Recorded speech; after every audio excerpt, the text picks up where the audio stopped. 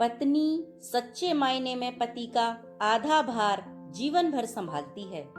बेटा अब खुद कमाने वाला हो गया था, इसलिए बात बात पर अपनी माँ से झगड़ पड़ता था। ये वही माँ थी जो बेटे के लिए पति से भी लड़ जाती थी।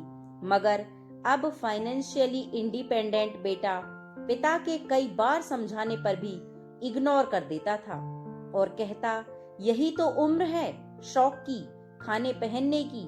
जब आपकी तरह मुंह में दांत और पेट में आंत ही नहीं रहेंगी तो क्या करूंगा। बहू रश्मि भी भरे पूरे परिवार से आई थी, इसलिए बेटे की गृहस्थी में खुशबू रम गई थी। बेटे की नौकरी अच्छी थी तो फ्रेंड सर्किल भी उसी हिसाब से मॉडर्न था।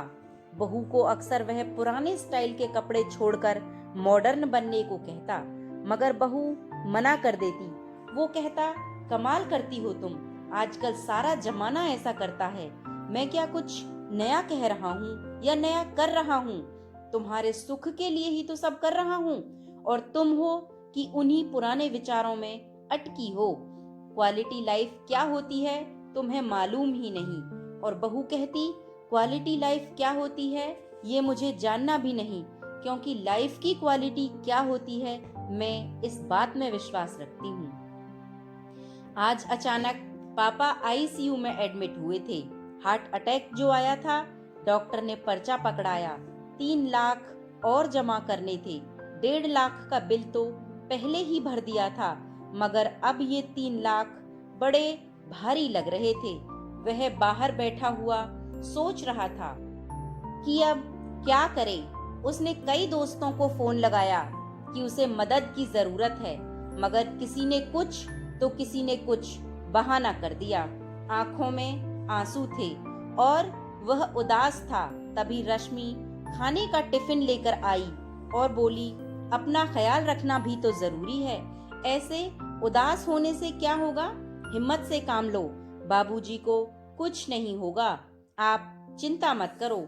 कुछ खा लो, फिर पैसों का इंतजाम भी तो करना है आपको। मैं यहाँ बाबूजी के पास रुकती हूँ, आप खाना खाकर पैसों का इंतजाम कीजिए। पति की आंखों से टप टप आंसू झरने लगे। कहा ना, आप चिंता मत कीजिए। जिन दोस्तों के साथ आप मॉडर्न पार्टियां करते हैं, आप उनको फोन तो कीजिए, जरा देखें तो सही कौन कौन मदद को आता है। पति खामोश और सूनी निगाहों से जमीन की तरफ देख रहा था कि रश्मि का हाथ उसकी पीठ पर आ गया और वह पीठ को सहलाने लगी। सबने मना कर दिया रश्मि, सबने कोई ना कोई बहाना बना दिया। आज पता चला मुझे कि ऐसी दोस्ती तब तक की है कि जब तक जेब में पैसा है।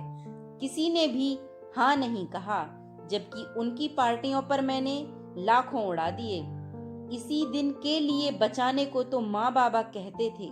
रश्मि ने कहा, खैर कोई बात नहीं, आप चिंता ना करो, सब ठीक हो जाएगा।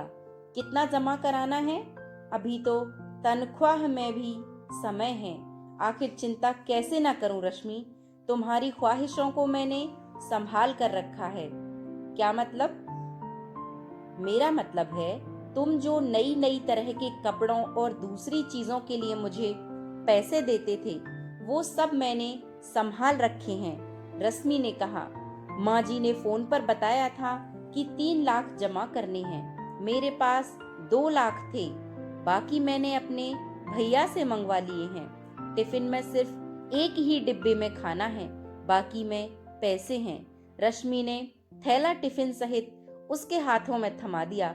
रश्मि, तुम सचमुच अर्धांगिनी हो। मैं तुम्हें मॉडर्न बनाना चाहता था, हवा में उड़ रहा था, मगर तुमने अपने संस्कार नहीं छोड़े। आज वही काम आए हैं। सामने बैठी माँ की आंखों में आंसू थे। उसे आज खुद के नहीं बल्कि पराई माँ के संस्कारों पर नाज हो रहा था, और वो बहू के सर पर हाथ फेरती हुई ऊपर वाले का शुक्रिया अदा कर रही थी कि ऐसी बहू भगवान सबको दे। कहानी अच्छी लगी हो तो लाइक करें और चैनल को सब्सक्राइब जरूर करें। धन्यवाद।